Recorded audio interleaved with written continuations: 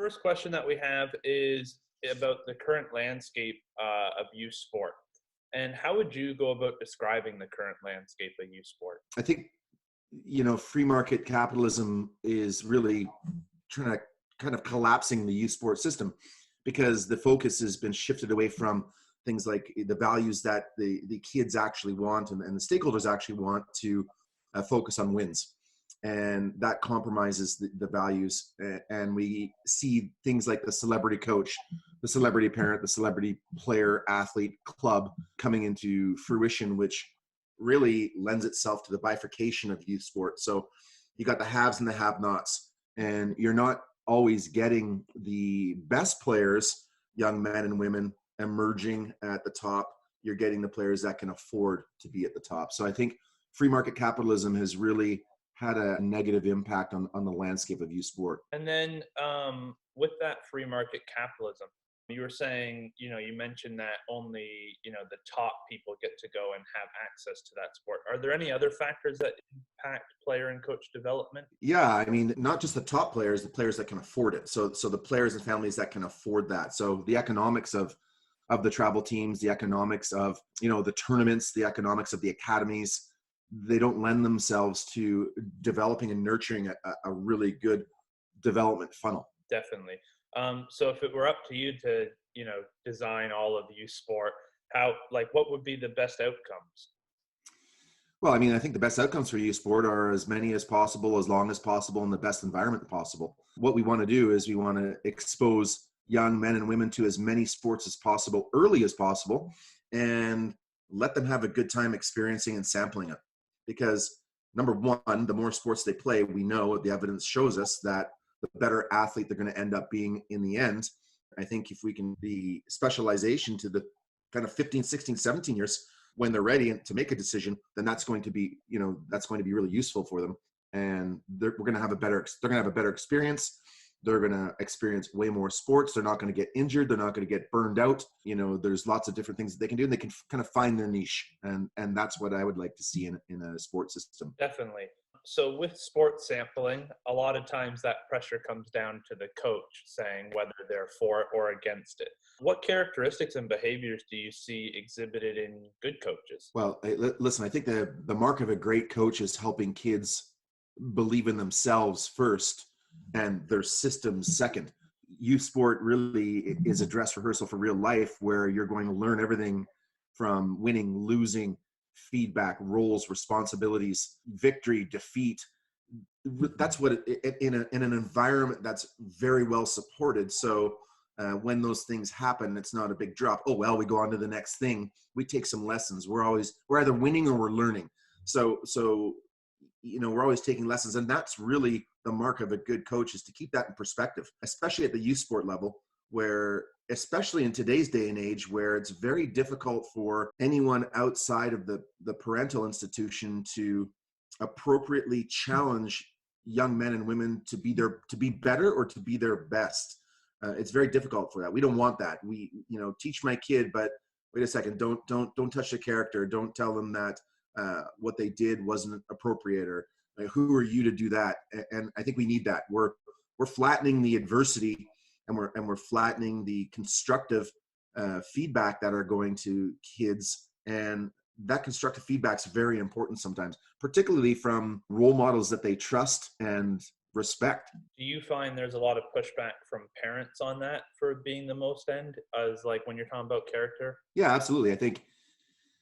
I think it's a double-edged sword. I mean, I've been on the end of meetings where coaches have said something to the effect, their preseason meeting, I'm going to teach your boy how to be a man. Okay, well, does that coach have kids? Is that coach's job? I would prefer if coaches taught my kid how to really enjoy this experience and finish the season with better skills than they started. Yeah, no, definitely. And I think we do sometimes see that, what actually is your role here and what fits that role for that individual kid. When we shift to coaches developing their own philosophy and core values, one, why is it important? And then two, how should coaches go about that? It's super important because it really sets the table for the season and the expectations, what this ethos is going to be all about. And it allows parents and athletes to decide, yes, I'm in, and this is something I want to subscribe to, or no, you know what, I don't think this is the team or coach for us. I think the failure to do that often leads to, what is this, coaches? What is this all about? Is this all about the wins? Is it about development? And if we operate in secrecy, it lends itself to question. People are questioning it. So they're watching the game. What's happening here? It keeps people in the dark. And what you want to do in a sport environment at the beginning of the season and throughout the season for that matter is make sure that everyone's on the same page. To the best of your ability, you want to be transparent. You want to be open. You want to have encourage that dialogue instead of what we see happening is that we tend to manage everyone in their own silos.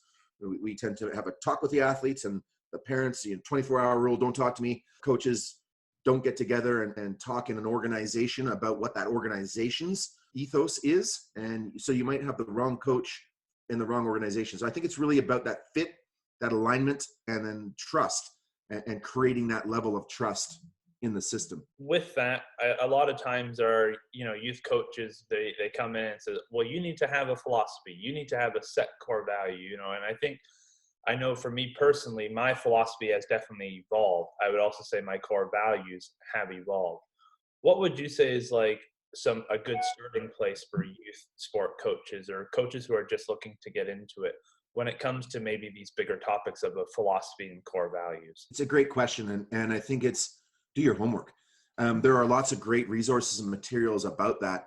If we look at athlete development and we break it down into spheres or pillars, we got the competence. So that's the technical, tactical. What are the skills? Is it dribbling, shooting, stick handling, passing? That's the technical, tactical. And then we've got the physical competence. So speed, strength, endurance. That's one pillar of athlete development. Then you've got the confidence, which is the kind of mental resilience. You've got the character, which is the mental leadership. And then you've got the connection, which is the social emotional aspects. And then you got the culture. So if you look at those 5 pillars and you're only focused on the technical, tactical, and the physical competence, which is being hammered in every single sport, how do we get people to run faster, jump higher, their skills? Here's these drills, go online. This is something you can do to improve your dribbling. I mean, we have saturated that one pillar and we've really left the other 4 alone. So if there's 5 pillars, let's just say that's 100%. We're only really tapping into 20% if that's all we're focusing on is the competence. So why it's important is because, and arguably, listen, the brain leads the body. So it's just as important to tap into someone's character, their connection, and their confidence to drive that competence in the first place. So we're leaving 80% of development off the table if we're not addressing those issues. Yeah, definitely. And I think we see that more often than not is that only 20% being addressed. So I think a good follow-up question to that one then is leading into designing an appropriate environment, because I think, it segues perfectly there that a lot of coaches only do set up an environment that only hits on that 20%. What would you say an appropriate environment looks like for youth sport? The appropriate environment is athlete-centered and player-centered. So you really got to connect with what those players need. And that's really where the art of coaching and the difference between good and great coaches happens. So a roundabout way of answering this question, the environment has to start off with the vision, mission, values, goals. That has to be a conversation. What do you want from this? Asking the kids. It really needs to start with homework, and that's called market research. So we know what kids want from their sport experience because it's been studied. Amanda Visick, Heather Mannix did a great job of studying it. Okay, so what do kids prioritize? Things like fun, friends, fair play, friendly competition, finishing the season better than they started. They don't say development because they're too young. That's out of their mouths. Winning for them is 48. It's 48. There's 47 things that are more important to kids than winning. So, and that's kids. So first thing we have to do when we're structuring and creating a great sporting environment is doing our homework and knowing what these kids value and want. We often don't do that. It often becomes what the parents want or what the coaches want.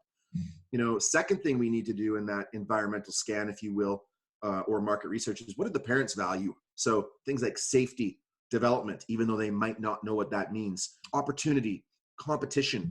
They want to be a part of an organization that's progressive and that serves their kids' needs well. What do coaches want? They want support from the parents. They want support from their organization. They want continued education. They want mentorship. So the first thing that we need to do to create a sporting environment is that environmental scan or market research, whatever you want to call it. And we have to ask these people to give us the feedback on where they feel we're delivering right now. So 1 to 10, be really objective. 1 to 10, fun. Rate your past or current level of. 1 to 10, opportunity parents. 1 to 10, mentorship coaches, officials. We've got to be very specific. Otherwise, we do what we see happening and we go into the season and it just keeps rolling around and these problems just keep getting bigger and bigger and bigger because they're never addressed. So your question, what do you do and where do you start? I think that's where you start, because if you don't have a baseline, you're guessing and you can't formulate a plan for your season based on guessing. So get that market research, get that environmental scan, get that feedback, and then with that, your vision, mission, values, goals, and objectives in place. We often see people putting their vision, mission, and values in place without doing that scan. So what you're doing is you might miss what's happening. So people might say, we value this, but your mission is completely different. And those are the first two most important pieces that I think we can do to get things started properly. And then it's about finding that connectivity. If you got 17 players on a team, let's take the sport of hockey, connect with those 17 players. Find out one thing from each of those players that they value. And you do that by listening. So if I go into a room and Jane tells me something and I'm listening to it and I find that her pets are really important to her, well, then guess what? Next day, I'm asking her how her cat is. If Johnny, is trying BMX, well, then I'm asking him how that competition went in the weekend. All you need to do is remember one thing, and that's how you develop that connection. That opens up the doors to developing trust. That opens up the doors to the dialogue, the communication, and then you can get in there and start layering on the different levels of appropriate challenge. Definitely. And I think, what you really got at the end was the power of relationships. And I think that is absolutely critical within youth sport. And a big component of that relationship is trust. Can you go in a bit detail on what trust looks like in youth sport? Trust looks like a mutual level of respect between athlete and athlete, between coach and athlete, between coach and parent, between everyone, between all the stakeholders. So, assuming we're talking about coach athlete, then that level of trust is, hey, listen, I believe in you and I believe in you and you are here to help me. You're not here for your own personal gain. You're not here for elevating yourself as a coach. You're here for me through good and through bad. So when I'm down, you bring me up. When we lose, you are not hammering me into the ground. You're explaining what I can do better to put myself in a position to win. And winning is not just by the scoreboard. It's by the competence or character or connection or something that I can improve on. That trust is essential. I mean, if you can develop that trust, kids will move mountains for you. And if you focus there instead of on just the schedule, the score, and the standings, that schedule and score and standings will take care of itself. So, trust is the essential ingredient into having people believe you, follow you, want to work for you, perform for you, give you their best. And then also on top of which, going beyond just the coach-athlete relationship, what suggestions or strategies would you say when coaching with other coaches, or even having relationships from a coach and club? So almost adult to adult. I think that trust is important there too, because do people have your back? Are you on the same page? Do you share the same philosophies and ideologies? Do you trust that the assistant coach is going to be able to deliver the same way and the same philosophies and continue on the same way from year to year? Does the organization trust that all the coaches are going to be on the same page and have an athlete-centered approach?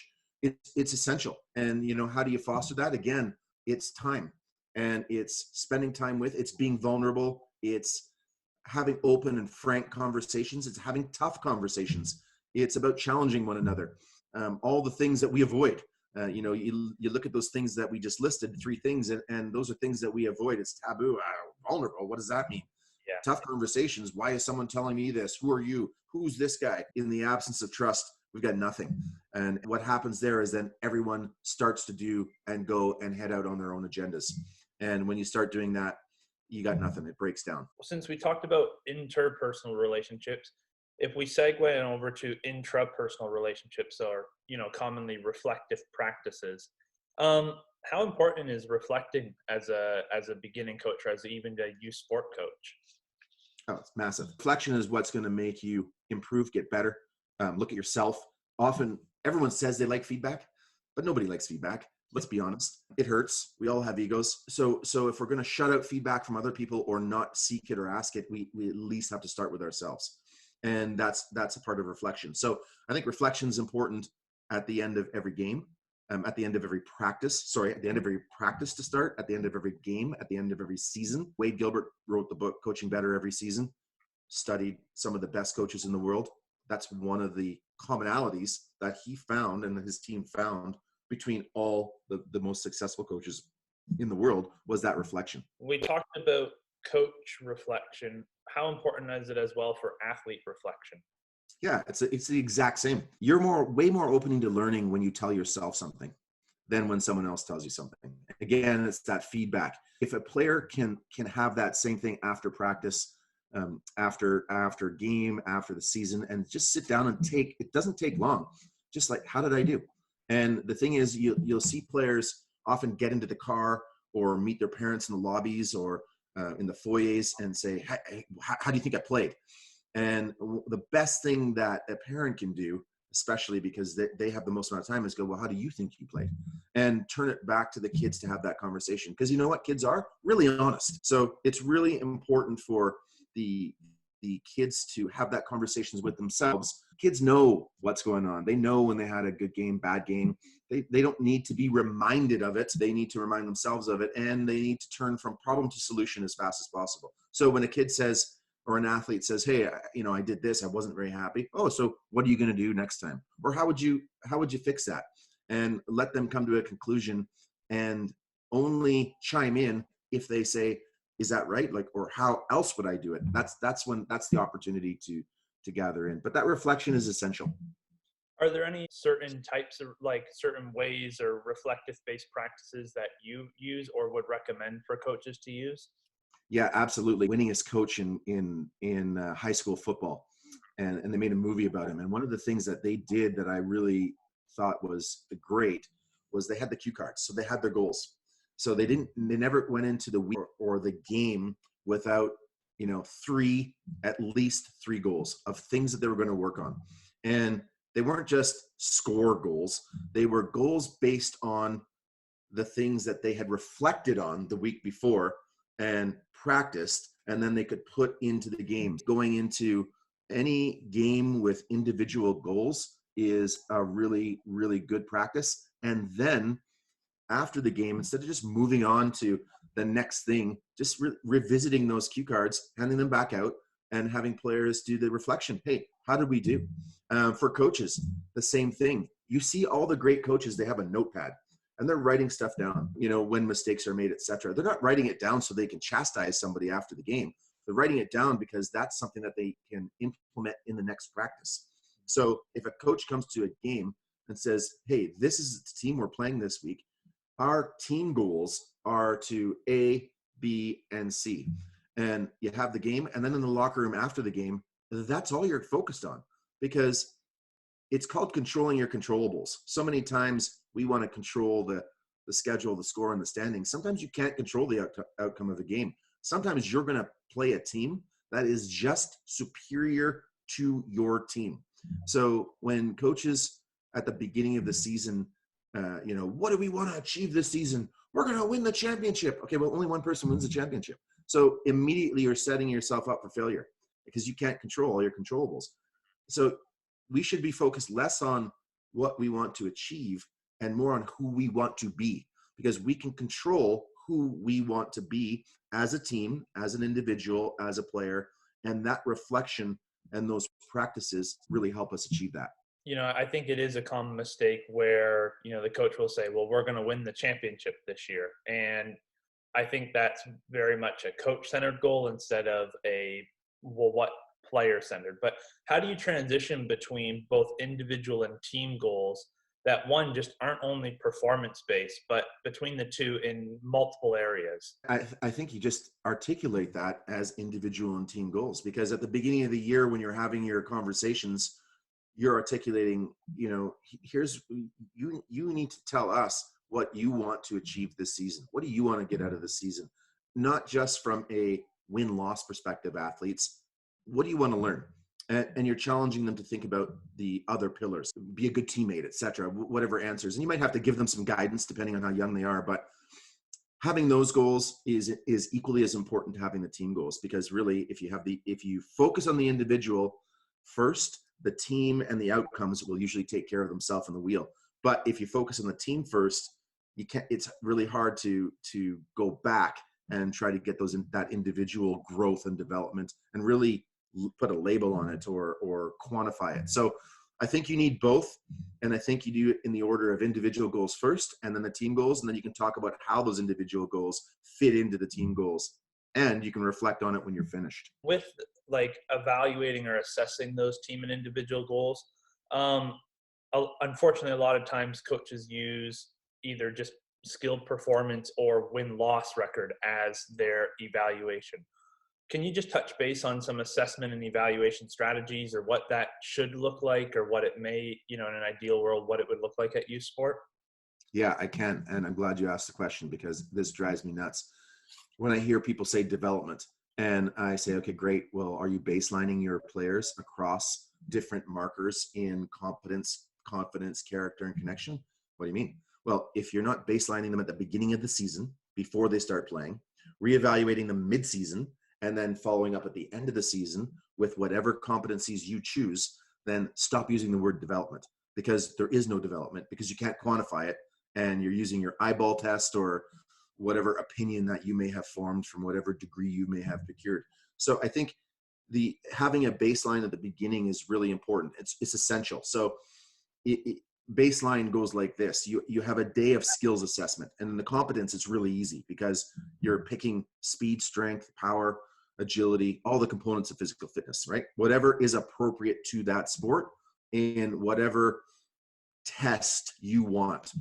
Same thing with the competence. So what are this age and stage appropriate skills? And they're all laid out beautifully in the ADM and long-term athlete development manuals.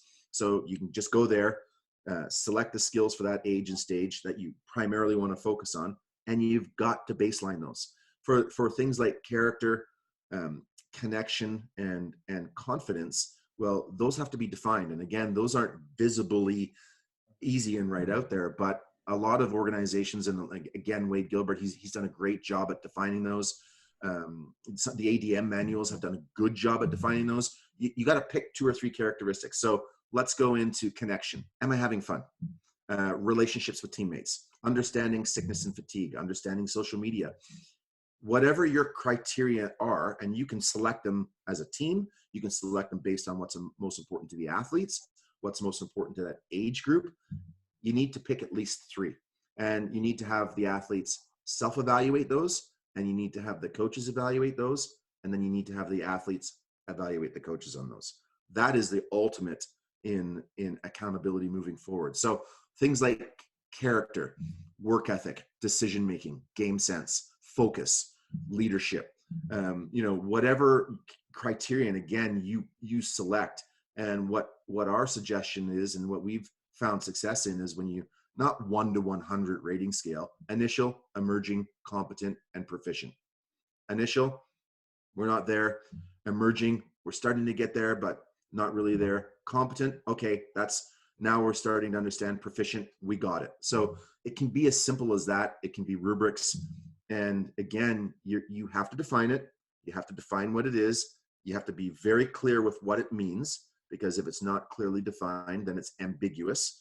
And you have to, you have to baseline it, and you have to reevaluate it, because at the end of the season, in addition to whatever the standings, the score, and the schedule reveal, you're going to have all these great metrics. Little Johnny or Jenny in all of these skills and look where they got mid-season, look where they got end of season. Too often we don't do that, and nobody is baselined. I've seen examples where you're paying $50,000-$30,000 for academies and travel baseball. No evaluation, no baseline.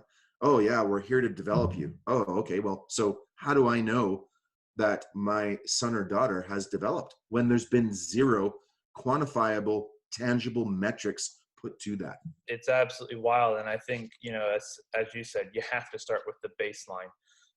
But you did bring up a good point, though, of now that access to ADM, to Wade Gilbert's book, to long-term athlete development, they're all out there. They're on the internet.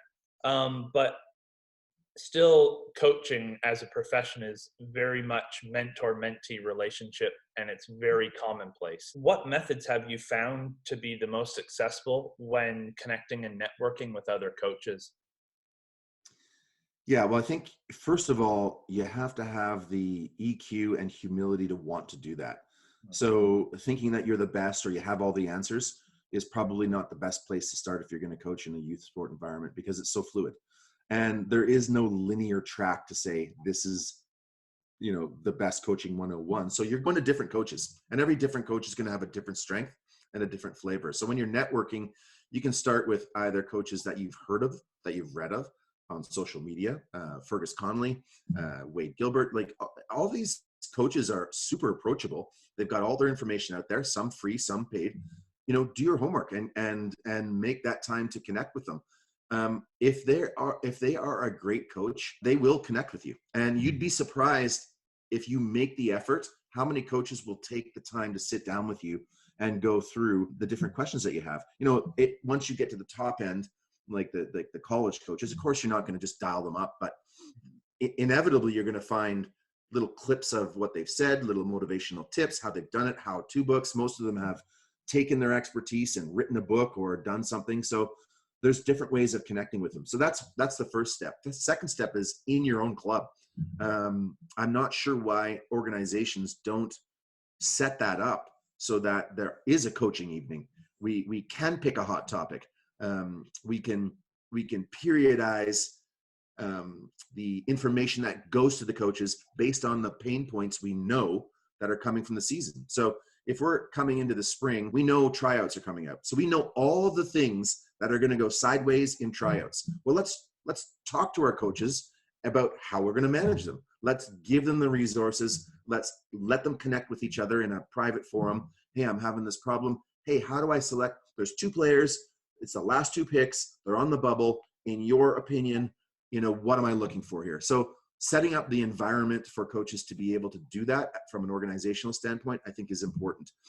In addition to coaches being able to go out on their own and access vast, huge variety of coaching books and ethos and all those things that have been done and monetized.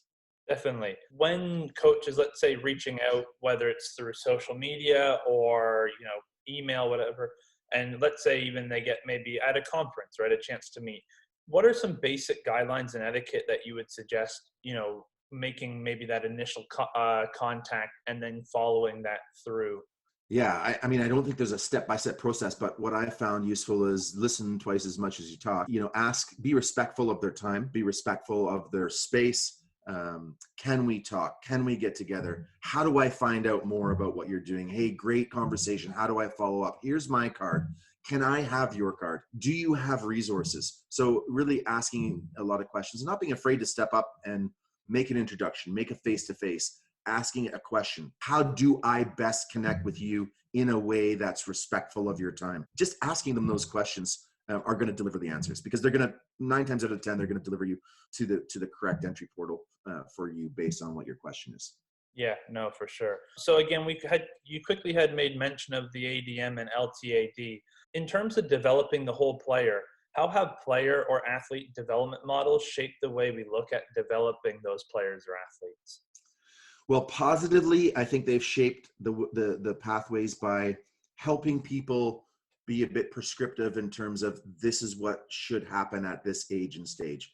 So they're taking the guesswork out of it. They're saying, listen, 0 to 6, don't worry about the bicycle kick over the head that goes into the net. We're only worried about these kind of fundamental sports skills. and they help coaches really focus, take their focus on those fundamental sports skills. So that's really positive, and they've done the work for you, and it's done by research and evidence and best practice, best principles. So that's really positive.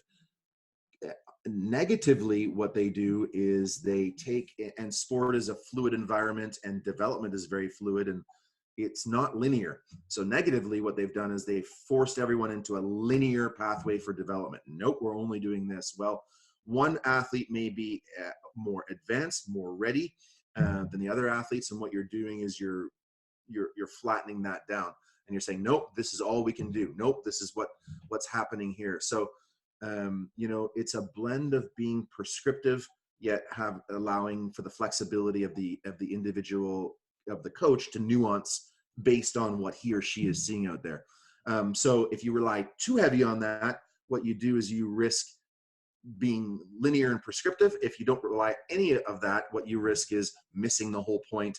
And usually what happens is we tend to get ahead of ourselves in coaching, and we're coaching way too complex skills way too early. And then when the kids move on, they find out they lack the fundamental movement skills. So at some point, you got to go all the way back and fix that. And in strength and conditioning, that's called rehab. So if you don't learn what you don't learn in the fundamental movement skills and fundamental sports skills, you will relearn in rehab. So it's really important that balance is there. How do you go about navigating some other topics that are related to sport, but it really depends on the advancement of the athlete? Some things like strength and conditioning, nutrition and hydration, sleep and rest. Where do those come into play?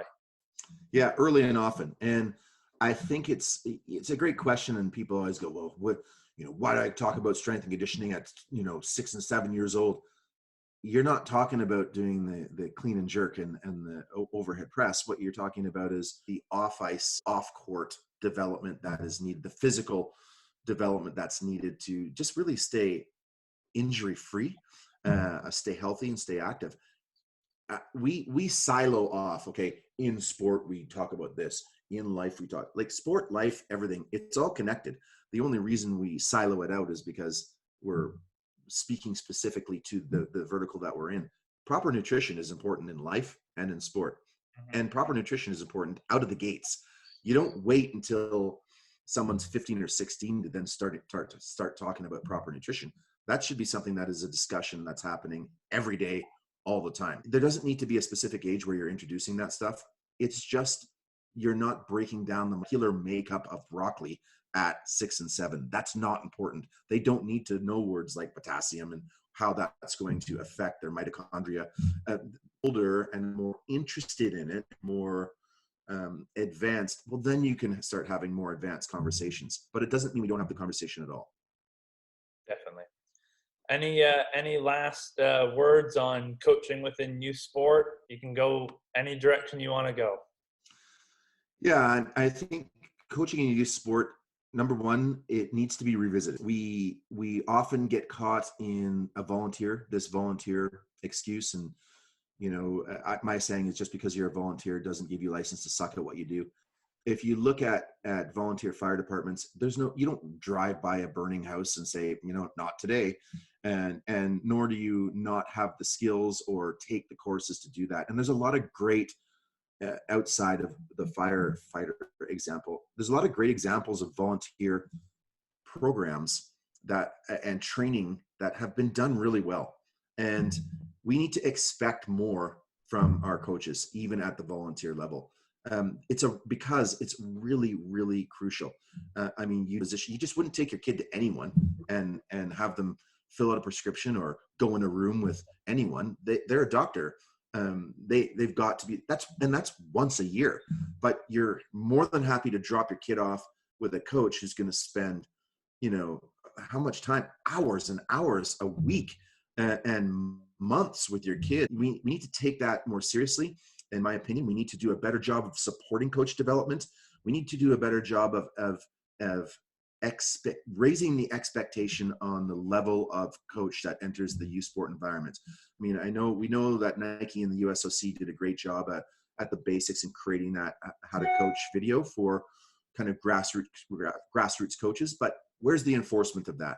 Where is the accountability? and the activation of that to make it easy but mandatory.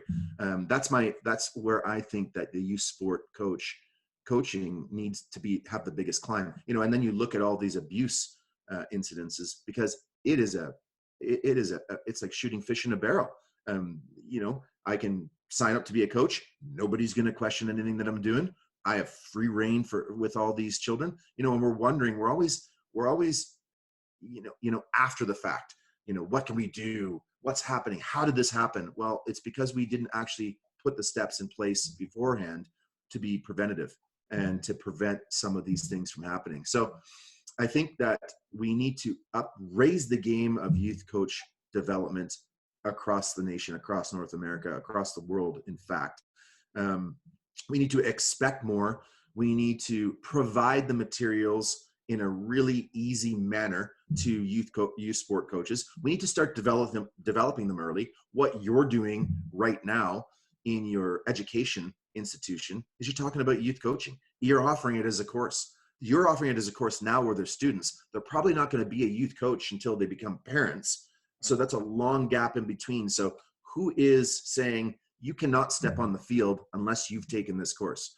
I would like to see the insurance agencies, instead of paying out, what was it, $500 million to the victims of USA Gymnastics, I'd like to see the insurance companies go, Vinegar, you're not being insured unless you've taken this course. Or honey, if you take this course, then your premiums are going to decrease because the likelihood of incidents is going to lessen. So this is not we're not trying to do a split a molecular atom here. This is not something that we can't do.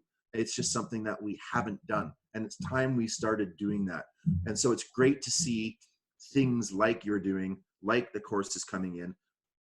It's great to see universities and education institutions offering this, because to give it to one organization for an entire country is a miss. There's no way that organization can get everywhere. We've got these fantastic hubs of knowledge.